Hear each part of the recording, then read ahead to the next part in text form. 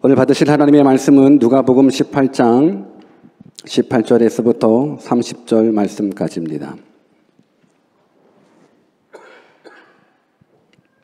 누가복음 18장 18절에서부터 30절 말씀까지를 우리 다 같이 한 목소리로 우리 합독하도록 하겠습니다. 우리 18절 말씀부터 우리 같이 한번 읽겠습니다. 18절 말씀부터 같이 읽습니다. 시작. 어떤 관원이 물어 가로되 선한 선생님이여 내가 무엇을 하여야 영생을 얻으리이까? 예수께서 이르시되 내가 어찌하여 나를 선하다 일컫느냐? 하나님 한 분 외에는 선한 이가 없느니라. 내가 계명을 안 하니 간음하지 말라, 살인하지 말라, 도적질하지 말라, 거짓 증거하지 말라, 내 부모를 공경하라 하였느니라. 여짜오되 이것은 내가 어려서부터 다 지키었나이다. 예수께서 이 말을 들으시고 이르시되 내가 오히려 한 가지 부족한 것이 있으니 내게 있는 것을 다 팔아 가난한 자들을 나누어 주라. 그리하면 하늘에서 보화가 내게 있으리라. 그리고 와서 나를 쫓으라 하시니 그 사람이 큰 부자인 고로 이 말씀을 듣고 심히 근심하더라. 예수께서 저를 보시고 가라사대 재물이 있는 자는 하나님의 나라에 들어가기가 어떻게 어려운지 약대가 바늘귀로 들어가는 것이 부자가 하나님의 나라에 들어가는 것보다 쉬우니라 하신대 듣는 자들이 가로되 그런즉 누가 구원을 얻을 수 있나이까? 가라사대 무릇 사람의 할 수 없는 것을 하나님은 하실 수 있느니라. 베드로가 여짜오되 보옵소서 우리가 우리의 것을 다 버리고 주를 쫓았나이다. 이르시되 내가 진실로 너희에게 이르노니 하나님의 나라를 위하여 집이나 아내나 형제나 부모나 자녀를 버린 자는 금세에 있어 여러 배를 받고 내세에 영생을 받지 못할 자가 없느니라 하시니라. 아멘. God is good all the time. I'm nothing with God. 아멘. 그 좋으신 하나님, 그 능력의 하나님, 오늘도 말씀으로 만나 뵙기를 주 예수 그리스도의 이름으로 축원합니다. 마이크 목소리가 괜찮나요? 저는 약간 울리는 것 같은데 약간만 조절을 해주시면 좋을 것 같습니다. 오늘은 뜻을 정한 인생 154번째 시간으로 가치관이라는 주제를 가지고 하나님의 말씀을 증거하겠습니다. 우리 한번 옆에 계신 분들한테 우리 바른 가치관을 가지고 살아갑시다 라고 한번 인사해 볼까요? 시작. 우리 바른 가치관을 가지고 살아봅시다. 바른 가치관을 가지고 살아가는 우리 인생 되어지기를 원합니다. 여러분, 가치란 영어로 value를 말하죠. 이 가치란 개인이나 집단이 가지고 있는 바람직한 것, 적절한 것, 좋은 것과 좋지 않은 것을 구별해내는 신념을 가치관이라고 얘기를 하는 거예요.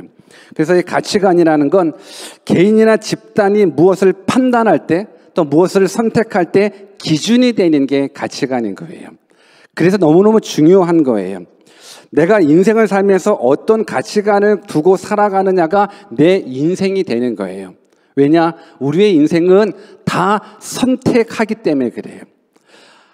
하루를 시작하면서 내가 무슨 옷을 입을까부터 시작해서 내가 몇 시에 교회를 갈까부터 시작해서 내가 무슨 밥을 먹을까부터 시작해서 내가 어느 학과를 들어가야 될까, 내가 누구를 만날까, 모든 것들은 다 선택인 겁니다.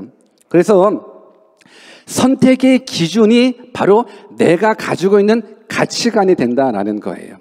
그래서 내가 어떤 가치관을 가지느냐에 따라서 그 가치관이 곧 내 인생이 된다는 거예요. 그래서 너무너무 중요한 거예요. 나의 인생이 곧 나의 가치관이 되는 거예요. 한번 따라서 볼까요? 나의 인생이 곧 나의 가치관이다. 시작. 그렇기 때문에 내가 무엇을 가치를 두느냐에 따라서 내 인생이 다 달라진다는 거예요. 바뀌어진다는 거예요.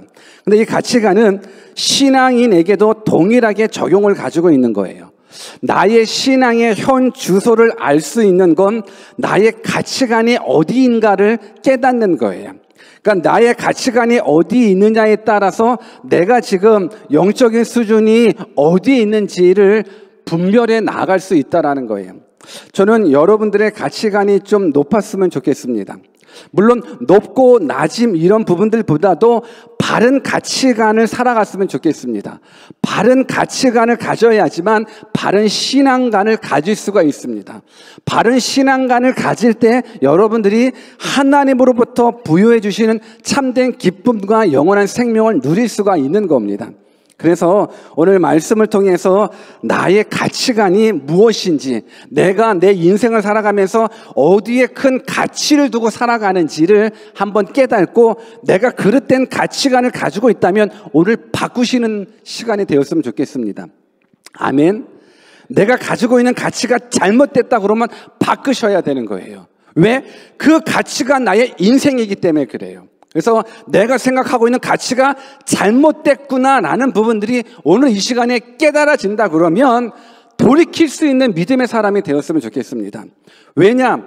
하나님의 말씀이 우리 심령 가운데 들려지고 들려지는 것, 깨달아지는 부분들이 삶 가운데 적용되어야지만 믿음의 삶을 살아갈 수 있는 거거든요.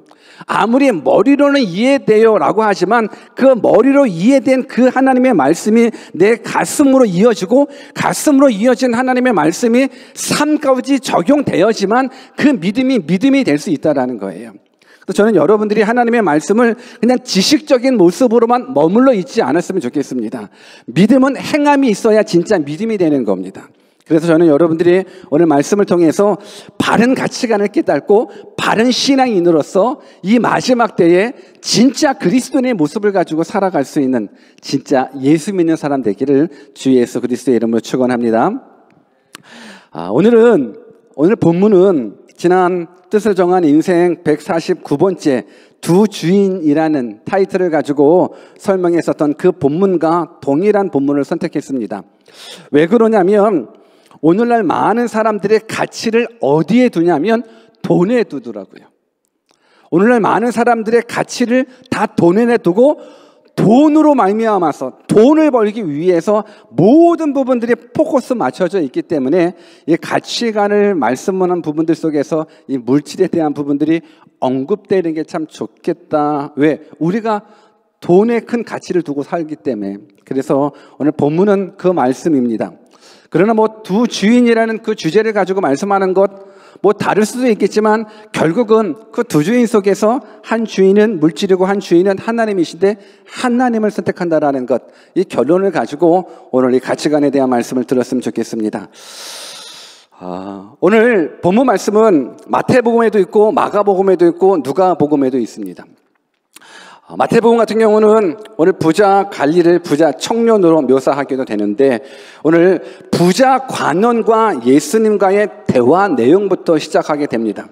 그런데 사람이 대화를 할 때 코드가 맞으면 대화가 되고 코드가 안 맞으면 대화가 잘 안 되거든요. 근데 오늘 여러분들이 성경을 쭉 읽다 보면 오늘 본문 이 부자 관원과 예수님의 대화는 뭔가 코드가 안 맞는 대화예요. 이걸 어찌 보면 동문서답 같은 느낌일 수 있어요. 동쪽을 묻는데 서쪽을 대답하는 그런 모습일 수 있어요. 왜 그런 모습이 있는지 한 번쯤은 살펴보기를 원합니다. 오늘 예수님께 어떤 청년 관원, 이 부자 관원이 찾아와서 질문을 합니다. 무슨 질문을 했습니까? 질문하잖아요. 무슨 질문을 했습니까? 선한 선생님, 내가 어떻게 해야 영생을 얻을 수 있습니까? 라고 예수님께 찾아와 질문을 했습니다.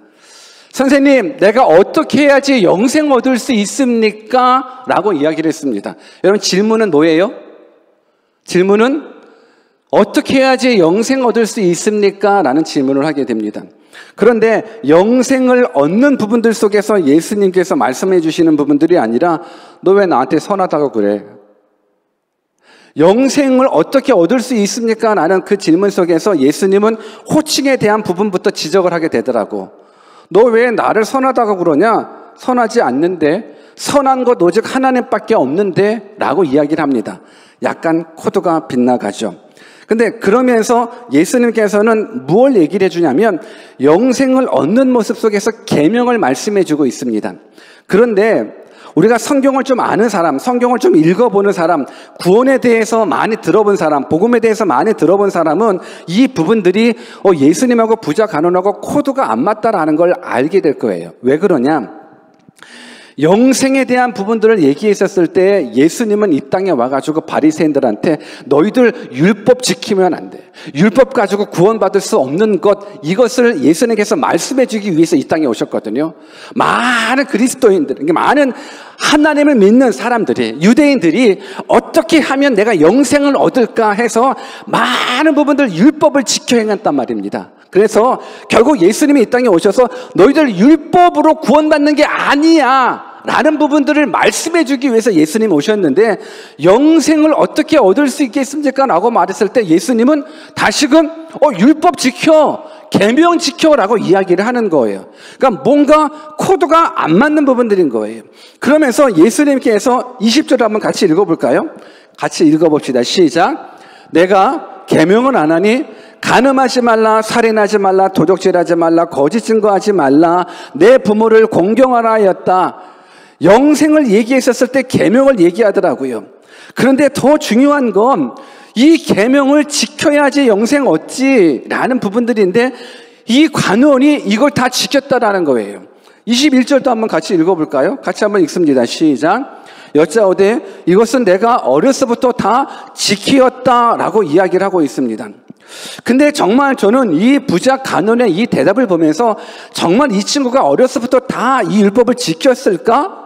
아닐걸요. 다 지켰다고 얘기할 수 없을 것 같은데 다 지켰다라고 거짓말을 하는 것 같아요. 최소한 부모를 공경하는 것, 최소한 거짓말하지 않았다라는 것, 아마 이런 부분들은 어릴 적부터 지내오면서 내가 다 지켰다라고 얘기할 수 없을 것 같아요. 그래서 예수님이 야, 너 다 안 지켰잖아 라고 그 친구를 책망할 것 같은데 예수님은 또 그걸 또 인정하시더라고요. 그러니까 이게 우리가 생각했었던 기대의 대답이 잘 안 나오는 거예요. 그러면서 예수님이 에이 나쁜 놈아 라고 책망을 하는 것이 아니라 오히려 이렇게 얘기를 해주십니다. 22절을 한번 더 같이 읽어볼까요? 시작. 예수께서 이 말을 들으시고 이르시되 내가 오히려 한 가지 부족한 것이 있으니 내게 있는 것을 다 팔아 가난한 자들에게 나눠주라 라고 이야기를 해주는 겁니다. 한 가지 부족하다는 거예요. 다 지켰대요. 그래, 내가 같았으면, 내가 예수님이라면 너 안 지켰잖아 라고 딱딱딱딱 얘기했을 것 같은데 예수님은 그걸 인정하고 가시더라고요. 근데 너한테 한 가지 부족한 게 있다.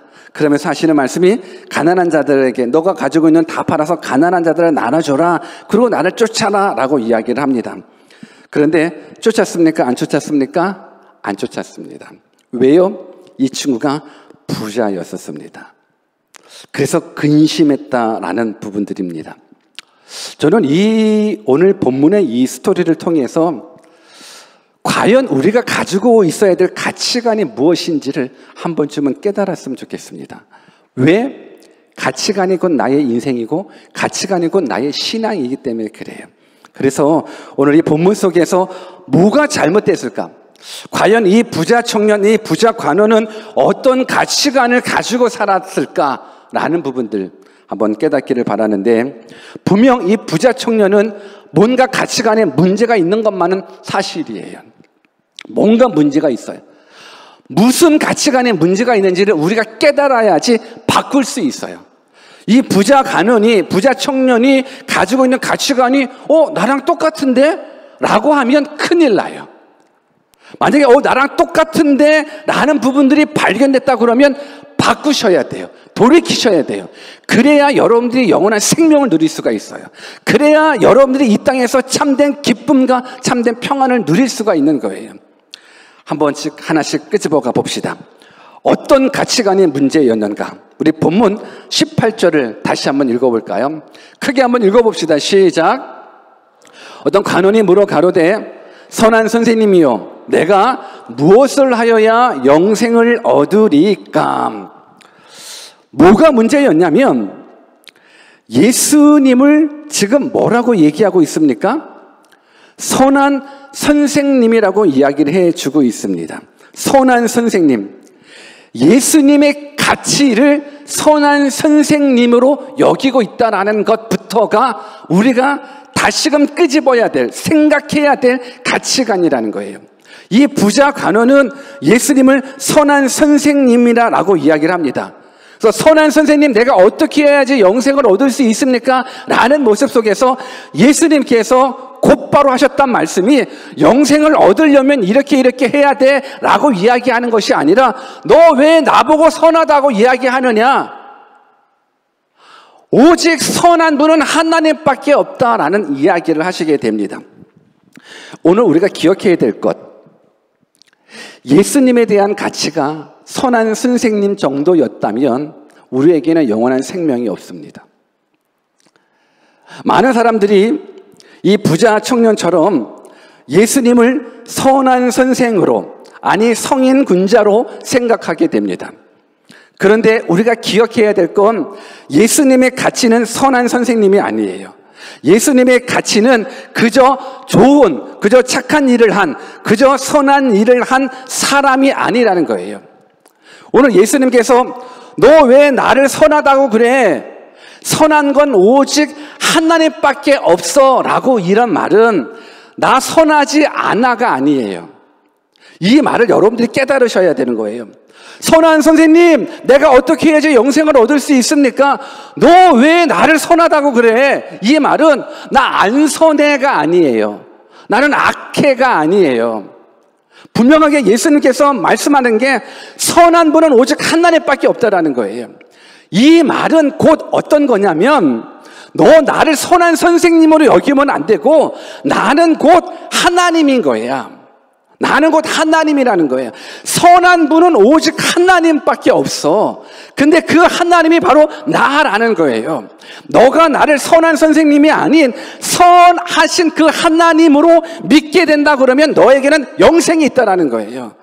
이 말씀이 우리 가운데 깨달아져야 되는 거예요. 많은 친구들은 예수님은 그냥 선한 선생님 정도로 생각하시면 안 돼요. 예수님은 선한 선생님이 아니에요. 예수님은 하나님이십니다. 이때 아멘 하는 겁니다. 예수님은 하나님이십니다. 예수님은 구원자이십니다. 예수님은 창조자이십니다. 선한 선생님, 내가 어떻게 해야 구원을 받을 수 있습니까? 아니, 선한 분은 하나님이고 그 선한 하나님이 바로 나야. 너가 나를 만나야지 구원을 받아. 나를 믿어야지 구원을 받아. 라는 모습으로 예수님께서는 이 부자 간원에게 말씀하기 위함이라는 거예요. 요한복음 10장 30절을 같이 한번 읽어볼까요? 같이 한번 읽어봅시다. 시작. 나와 아버지는 하나이니라 하신대. 예수님이 말씀은 나와 아버지는 하나인 거예요. 여러분, 이 땅에 많은 종교가 있어요. 심지어는 하나님을 믿는 종교도 있어요. 구약을 믿는 종교도 있어요. 그런데 아무리 하나님을 믿고 구약을 믿고 모세의 오경을 믿어도 예수님이 나의 하나님이라고, 예수님이 창조주 하나님이고 예수님이 나의 구원자 하나님이라고 이 사실을 믿지 못한 사람은 구원을 받을 수가 없다라는 거예요. 오직 구원은 하나님이신 예수 그리스도, 하나님이신 그 예수 그리스도가 이 땅에 우리의 죄를 위해서 오셨다라는 그 사실, 하나님이 계획해 놓으신 구원의 계획은 오직 예수 그리스도를 통해서만이 이루어졌다라는 이 성경 66권에 간직되어 있고 성경 66권에 기록되어 있는 이 말씀, 이 복음을 듣는 자만 구원을 받을 수 있는 거예요. 그러니 예수님을 선한 사람, 선한 선생으로만 여기면 구원받을 수가 없어요.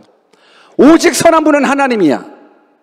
너가 나를 선한 하나님, 악이 없은 그 하나님으로 믿는다 그러면 너에게는 영원한 생명이 있다라는 것, 이것을 예수님은 말씀하기 위함인 거예요. 그래서 나와 하나님은 하나인 거라는 것, 이것이 우리 가운데 믿어져야 되는 거예요. 똑같이 하나님을 믿어도 예수님을 하나님으로 믿지 않는 사람에게는 구원이 있을 수가 없어요. 똑같이 모세의 오경을 믿어도 예수님이 하나님이라는 사실을 알지 못하면 구원이 있을 수가 없어요. 동의하십니까? 믿으십니까? 이것이 복음이에요. 이것이 참된 복음이에요. 요한복음 14장 9절 말씀도 같이 읽어봅시다. 같이 한번 읽습니다. 시작. 예수께서 가라사대 빌립아, 내가 이렇게 오래 너희와 함께 있었으되 내가 나를 알지 못하느냐? 나를 본 자는 아버지를 보았거늘 어찌하여 아버지를 보이라 하느냐? 빌립이 말을 하는 거예요. 예수님, 나 하나님 좀 만나게 해주세요. 하나님 좀 보게 해주세요. 근데 예수님이 말하는 거야. 야, 너 나랑 오래 다녔잖아.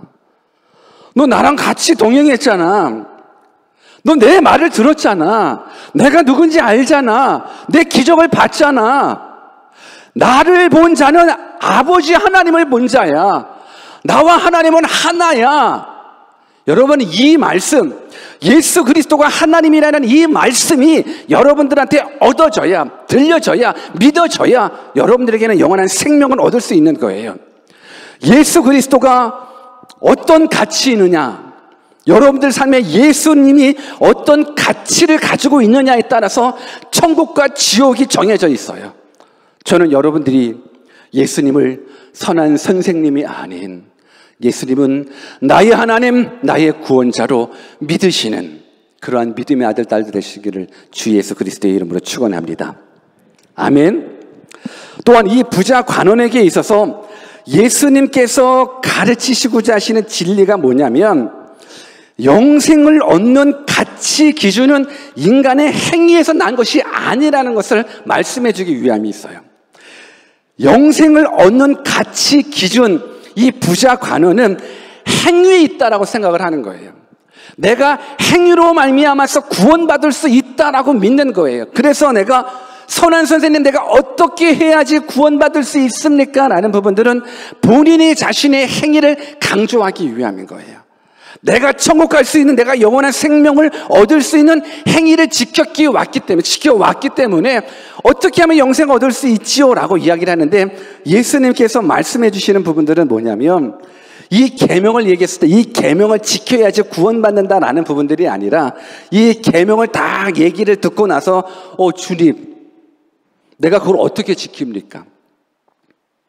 내가 인생 살아오면서 주님께서 말씀하시는 이거 어떻게 지킵니까? 라고 이야기가 나왔어야 되는데, 이 관원은 다 지켰다라는 거예요. 다 지켰다라는 거예요. 아마 성경에 기록되어 있지 않지만 제가 깨닫기로는, 주님, 우리는 못 지켜요. 그렇지. 너가 영생을 얻기 위해서는 간음하지 말고, 살인하지 말고, 도적질하지 말고, 거짓 증거하지 말고, 부모 공경하고, 이거 못 지키지. 그래, 율법으로는 구원받을 수 없어. 이거 얘기해야 되는데 이 친구는 나 다 지켰다라고 이야기를 합니다. 여러분, 정말 이 친구가 다 지켰을까요? 제가 생각하기로 다 안 지켰을 것 같아요. 인간이 다 지킬 수가 없습니다. 이 청년은 다 지켰다라고 착각할 뿐이지 다 지키지 않았습니다. 제가 일전에도 여러분들한테 말씀드린 것 같아요. 예전에 새가족부 성경 공부를 인도할 때, 우리가 여지껏 인생을 살면서 죄를 한 번이라도 안 진 사람이 어디 있겠느냐, 우리는 다 죄인이다라고 이야기를 했었을 때, 유독 한 친구, 내가 기억에 남아요. 형제였었어요. 저는 태어나서 죄를 한 번도 안 졌다라고 이야기를 하더라고요. 저는 그 말이 얼마나 저를 당황스럽게 만드는지 몰라요. 아니, 인생을 살면서 죄를 한 번도 안 졌다라는 말이 이게 정말 가능한 말일까? 우리 한번 옆에 분들한테 한번 인사 한번 해보세요. 당신은 죄를 한 번도 안 졌습니까? 한번 얘기해 보세요. 시작. 어때요? 여러분들은 인생을 살면서 죄를 한 번도 안 졌습니까? 아니거든요.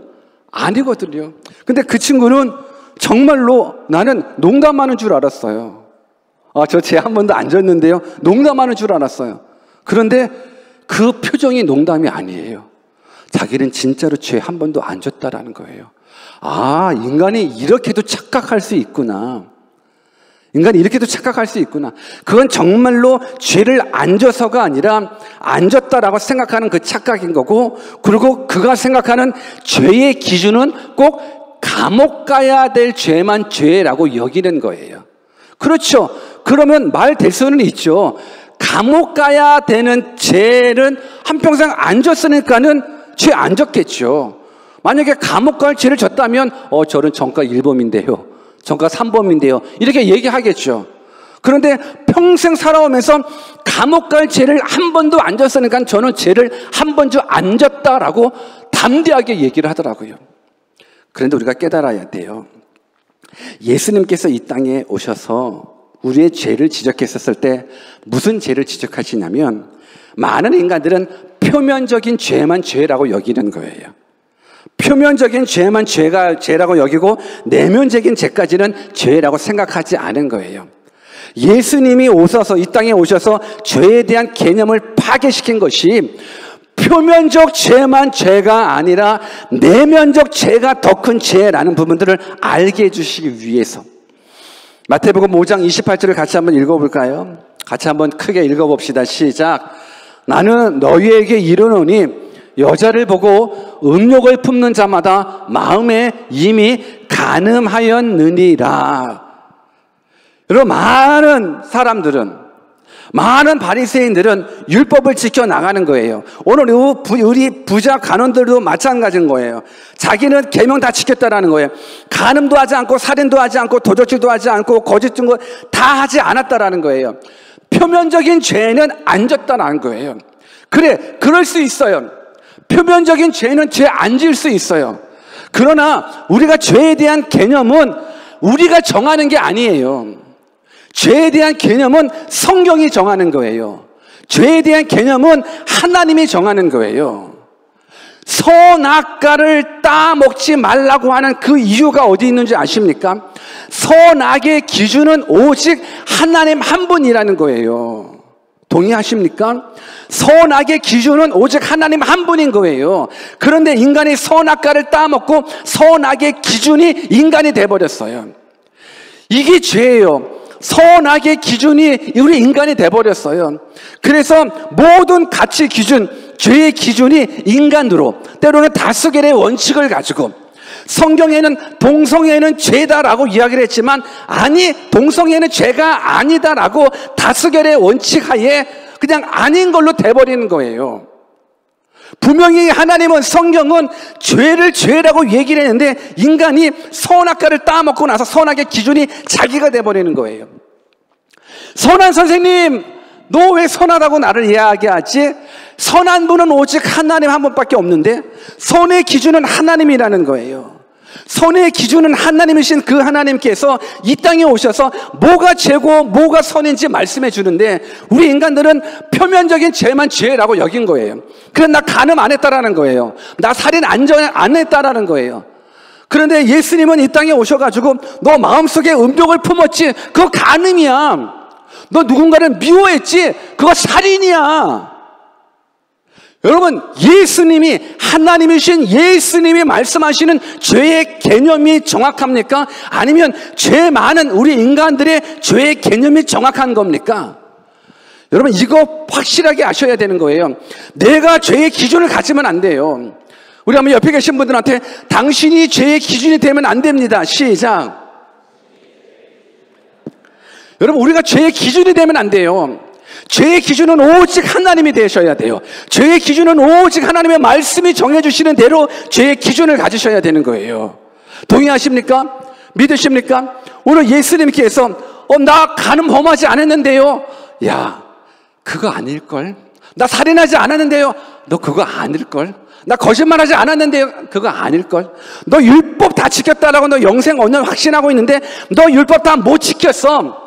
율법을 지킴으로 말미암아 구원받는 게 아니야 라는 부분들 예수님께서 이 말씀해 주려고, 이 구원받을 수 있는 이 가치 기준을 말씀해 주기 위해서 오늘 이 부자 관원들을 말씀하고 있는 거예요. 성경을 한번 같이 읽어봅시다. 요한복음 3장 16절 말씀, 너무 중요한 구절이죠. 같이 한번 읽어봅시다. 시작. 하나님이 세상을 이처럼 사랑하사 독생자를 주셨으니 이는 저를 믿는 자마다 멸망치 않고 영생을 얻게 하려 하심이니라. 여러분, 영생은 누가 받냐면 착한 일 하는 사람, 율법을 잘 지키는 사람이 아닌 거예요. 하나님의 아들이시는 예수 그리스도를 믿는 자마다 멸망치 않고 영생을 얻게 하는 거예요. 이것이 선악의 기준, 천국과 지옥을 구별해 내갈 수 있는, 천국 가는 사람, 지옥 가는 사람은 구별해낼 그 기준이 바로 예수 그리스도, 이분을 믿는다라는 거예요. 이게 영생을 얻는 가치 기준이 되어야 되는 거예요. 영생을 얻는 가치 기준은 우리의 행함이 아닙니다. 아멘. 영생을 얻는 가치 기준은 우리의 행함이 아니라 오직 예수 그리스도. 오늘 예수님께서 이 부자 청년에게 영생 얻는 가치 기준을 이제 다른 측면으로 말씀해 주고 있는 거예요. 뭐라고? 22절을 또 같이 한번 읽어볼까요? 같이 한번 읽습니다. 시작. 예수께서 이 말을 들으시고 이르시되 내가 오히려 한 가지 부족한 것이 있으니 내게 있는 것을 다 팔아 가난한 자들을 나눠줘라. 그러면 내게 있는 모든 것 다 팔아서 가난한 자들 다 나눠주면 그때 영생이 있는 것일까요? 여러분, 저는 여러분들이 영적인 눈이 열려졌으면 좋겠습니다. 이때 아멘 하는 겁니다. 저는 여러분들 영적인 눈이 열려졌으면 좋겠습니다. 영적인 귀가 열려졌으면 좋겠습니다. 영적인 IQ가 좀 높아졌으면 좋겠습니다. 그냥 있는 그대로 뭐야, 가난한 자들한테 다 내가 가지고 있는 돈 다 팔아서 가난한 자들 도우면 이러면 영생을 얻는 건가? 라고 생각하지 마십시오. 영생을 얻을 수 있는 가치 기준은 오직 예수 그리스도를 믿는 그 기준밖에는 없는 거예요. 근데 그럼에도 불구하고 왜 예수님께서 그래 너 다 지켰구나, 그래, 근데 한 가지 부족한 거 있다. 너가 가지고 있는 돈 다 팔아서 그리고 가난한 자한테 나눠주고 한번 나 따라와 봐. 근데 이 청년이 어떻게 했습니까? 이 청년이 근심했대요. 이 청년이 근심했대요. 마태복음 19장 22절 한번 같이 읽어볼까요? 같이 한번 읽어봅시다. 시작. 그 청년이 재물이 많음으로 이 말씀을 듣고 근심하며 가니라. 누가복음에는 그냥 근심했다라는 표현만 있었어요. 근데 마태복음하고 그리고 마가복음에는 근심해서 갔대요. 너 재산 다 팔아서 가난한 자에 나눠줘. 그리고 나 쫓아와. 영생을 어떻게 얻을 수 있습니까? 라는 부분들 속에서 예수님이 결정적인 부분들 한 가지 부족하대요. 한 가지. 오늘 우리들에게도 한 가지 부족해요. 이 한 가지를 여러분들이 지켜 행할 줄만 알면 여러분들에게 영원한 생명이 주어져요. 이 한 가지를 여러분들이 지켜나갔으면 좋겠습니다. 10가지도 아닙니다. 100가지도 아닙니다. 딱 한 가지입니다. 우리 한번 옆에 계신 분들한테 이 딱 한 가지 지켜갑시다. 한번 인사해 볼까요? 시작. 이 딱 한 가지 지켜나갑시다. 왜? 예수님이 말씀하고 계시니까는 그래, 너 딱 한 가지 부족한 게 있다. 딱 한 가지. 근데 그 딱 한 가지가 뭐냐면 너가 가지고 있는 재산 다 팔아서 가난한 자 나눠주라는 거예요. 근데 이들이 갔잖아요. 이 사람이 갔어요. 왜 갔어요? 왜 갔어요? 왜 근심했어요? 부자라서 그래요. 부자라서 그래요. 여러분, 우리가 기억할 것이 있습니다. 하나님의 계명은 성경을 통해서 보면 딱 두 가지예요. 하나님 사랑, 이웃 사랑. 이 두 가지입니다. 그러니까 하나님을 믿는 사람은 하나님만 잘 섬긴다라고 하나님을 잘 섬기는 게 아니에요. 하나님 잘 섬기는 사람은 하나님과 이웃을 잘 섬겨야 되는 거예요. 50% 가지고 구원받지 않아요. 50% 가지고 하나님의 뜻을 이룰 수 있는 게 아니에요. 하나님의 뜻은, 그래서 이 성경을, 모든 율법을 딱 압축하면 딱 두 가지거든요. 하나님 사랑, 이웃 사랑. 그래서 너 이웃 사랑하는 거 한번 실천해 봐봐. 너 율법 다 지켰다면 그러면 이웃 사랑하는 거 한번 실천해 봐봐. 그러면 영생을 얻을 수 있으니까. 여러분, 하나님만 사랑해서는 되는 게 아니에요. 하나님을 사랑하는 사람은 당연히 이웃 사랑하게끔 만들어져 있어요. 이걸 구별 짓지 마십시오. 하나님 사랑하는 사람은 반드시 이웃 사랑으로 가게 돼요. 저는 예수님께서 십자가에 매달려 돌아가신 그 이유도요, 그냥 로마의 그 사형틀이 십자가라서 십자가일 수 있겠지만 저는 너무너무 십자가의 죽으심이 아름다울 수 있고 의미가 있는 게 이게 수직과 수평이 나눠져 있는 사형틀이더라고요. 하나님과 바로 서 있는 이 수직 관계, 하나님과 나와의 이 수직 관계와 더불어 사람과 사람 사이의 이 수평 관계가 하나님의 뜻인 이 십자가의 구원을 이루게 한다는 것, 저는 이 부분들이 정말로 아름다워요. 이것이 하나님의 뜻이거든요. 오늘 그래, 너 영생, 그래, 하나님 사랑하고 이웃 사랑하는데 이웃 사랑하는 부분들 속에서 한번 실천해 봐봐. 어떻게 실천해? 한번 너가 가지고 있는 돈 팔아서 가난한 자 나눠줘 봐봐. 근데 부자라서 갔단 말이에요. 부자라서 갔단 말이에요. 영생을 얻기 위해서 질문했어요. 근데 결국은 돈이 많아서 갔단 말이에요. 여기에서 우리가 깨달아야 될 거 있습니다.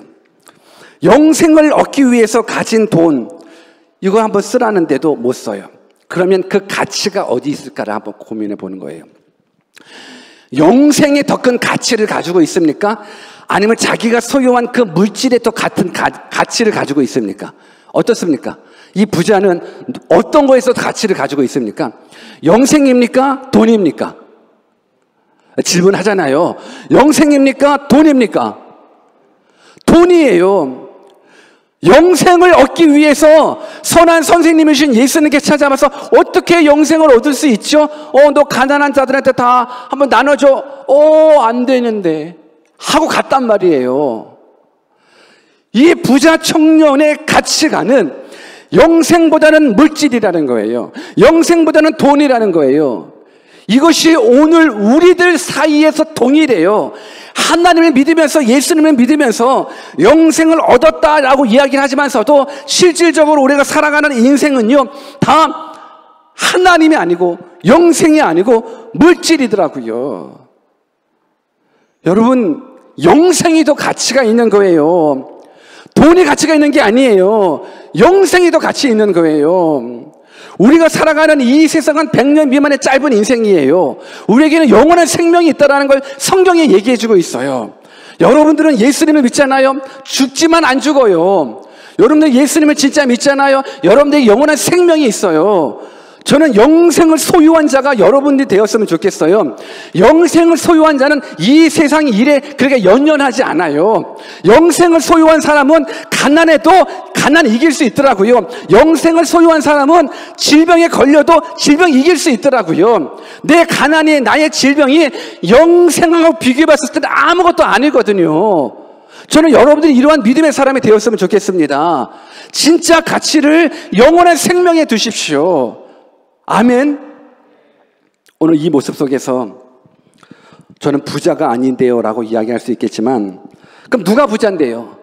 10억 가진 사람, 20억 가진 사람이 부자예요? 성경에 말하고 있는 이 부자는 소유의 넉넉함이 아니라 내 마음 가운데 탐심이 있는 자들이 다 부자예요.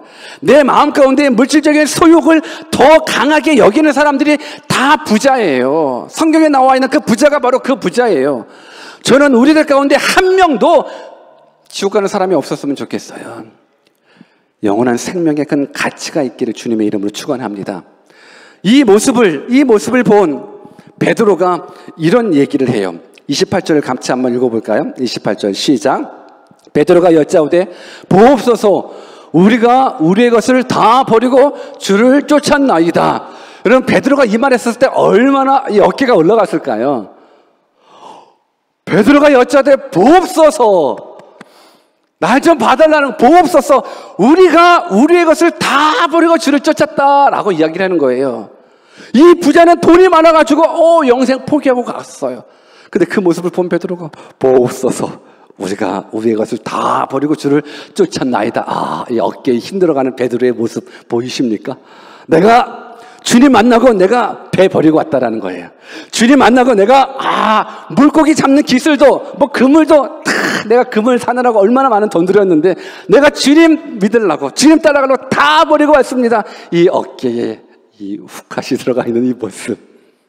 근데 예수님께서 이 모습 속에서 뭐라고 말씀하시는가? 우리 29절 30절 또 같이 한번 읽어볼까요?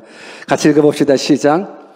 이르시되 내가 진실로 너희에게 이르노니 하나님의 나라를 위하여 집이나 아내나 형제나 부모나 자녀를 버린 자는 금세에 있어 여러 배를 받고 내세에 영생을 받지 못할 자가 없느니라 하시니라.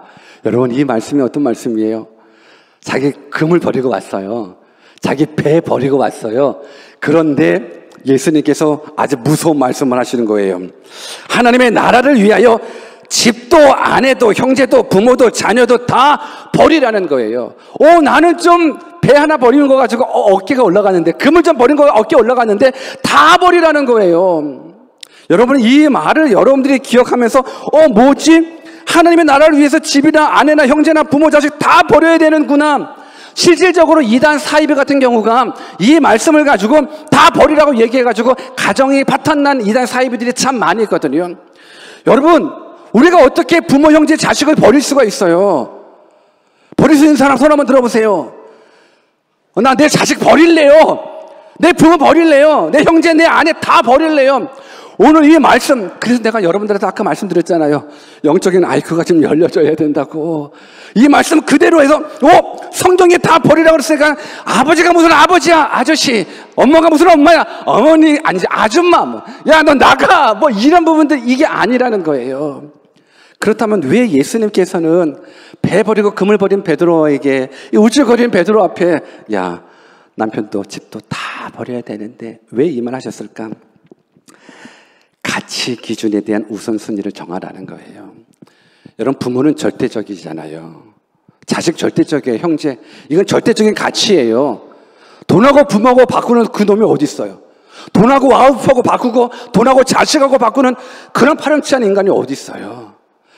하나님께서 우리들에게 부모님을, 형제를, 자매를, 자식들을 다 부여해 주셨단 말이에요. 버리라는 건 다 버리라는 거가 아니라 너희 부모 누가 줬냐라는 거예요. 절대적인 가치 너희의 부모, 절대적인 가치 너희의 자녀, 절대적인 가치 너희의 집, 절대적인 가치 너희의 물질 누가 줬냐라는 거예요. 누가 줬어요? 하나님이 주신 거예요. 내 자식도, 내 물질도, 내 건강도, 내 생명도 다 하나님이 줬다라는 거예요. 절대적인 가치예요. 내가 어떻게 내가 와이프를 버리고 자식을 못 버려요. 근데 이 버리라는 부분들은 가치를 인정하라는 거예요. 이 절대적인 가치를 인정하라는 거예요. 근데 그 절대적인 가치가 뭐냐면 너가 생각하는 그 끔찍하게 생각하는 너의 부모, 끔찍하게 생각하는 너의 가족들, 그 절대적인 가치 있는 그 가족들, 이 가치를 누가 줬냐 이거예요. 하나님이 주셨다라는 거예요. 그렇다면 우선순위를 바로 매기라는 거예요. 우선순위를, 절대적인 가치를 하나님께 두라라는 거예요. 믿으십니까? 깨달아지십니까? 마태복음 10장 37절에서 39절을 또 같이 한번 읽고 마치겠습니다. 같이 한번 읽어봅시다. 시작. 아비나 어미를 나보다 더 사랑하는 자는 내게 합당치 아니하고 아들이나 딸을 나보다 더 사랑하는 자도 내게 합당치 아니하고 또 자기 십자가를 지고 나를 쫓지 않는 자도 내게 합당치 아니하다라는 부분들. 더 사랑하는 자면 합당하지 않다라는 거예요. 올바르지 않다라는 거예요. 오늘 내 자식 사랑해야죠. 내 부모 사랑해야죠. 아내 사랑하고 남편 사랑해야죠. 그러나 내 아내가 내 자식이 나의 우상이 돼서는 안 된다라는 거예요. 내 자식이 나의 우상이 되면 안 되는데도 불구하고 많은 사람들은 내 자식이 우상이 돼버려요. 내 아내가, 내 남편이, 내 일이, 내 사업이 우상이 돼버린다라는 거예요. 합당치 않다라는 거예요. 진짜 가치를 거기에 두지 말고 그 가치를 부여해 주신 하나님께 두라는 거예요. 이것이 하나님을 사랑하는 자, 이웃을 사랑하는 자, 이 온 율법을 이루신 하나님의 말씀이라는 겁니다. 사랑하는 여러분, 여러분은 인생에 어떤 가치를 두며 살아가고 계십니까? 어떤 가치? 애인을 위해서는 주의 성수 범해도 괜찮을까요? 돈을 위해서, 사업을 위해서 하나님하고 약속하는 이 믿음의 장소, 이 예배의 장소 버려도 괜찮을까요? 안 된다라는 거예요. 우선순위를 정하라는 거예요. 가장 가치를 바로 정하라는 거예요. 역사를 주관하시는 분이 하나님이시기 때문에, 내 생사화복을 주관하시는 분이 하나님이시기 때문에 그 하나님 앞에 1순위를 두라는 거예요. 가장 가치를 하나님께 두고 예배로 두라는 거예요. 그랬을 때에 내가 너희에게 너희의 삶을 책임져 주시고 그 모습이 영원한 생명으로 이끌어가 주신다라는 거예요. 이 말씀이 여러분들 가운데 걸림이 되지 않고 여러분들 가운데 복이 되어서 우리 모두가 참된 가치관을 가지고 영원한 생명을 누릴 수 있는 믿음의 사람 되시기를 주 예수 그리스도의 이름으로 축원합니다. 같이 한번 기도하겠습니다. 지금까지 여러분들은 여러분들의 삶의 가치를 어디에 두며 살아왔는지 오늘 이 밤 결정해 주셨으면 좋겠습니다. 내 부모도 형제도 아내도 자식도 물질도 다 하나님이 주신 것인데 그 하나님이 주신 것임을 깨닫고 오직 가족의 행복만을 위해서 아니면 사업의 성공만을 위해서 출세만을 위해서 달려가고 있지는 않습니까? 여러분, 하나님을 향한 절대적인 믿음을 가지셔야 됩니다. 하나님을 향한 절대적인 믿음을 가지셔야 돼요. 성경이 말씀하시는 하나님에 대한 절대적인 말씀, 그 가치를 여러분들이 가지셔야 돼요. 오늘 이 시간 하나님 앞에 주님, 내 가치는 하나님만이 되게 해주십시오. 나의 최고의 가치는 하나님이고 하나님의 나라고 의고 교회고 예배고 하나님을 위한 부분들이 내 삶의 최고의 가치가 되게 해주십시오. 이 모습에 이 결단이 있도록 우리 한번 주신 말씀 붙잡고 같이 기도하겠습니다. 기도합시다.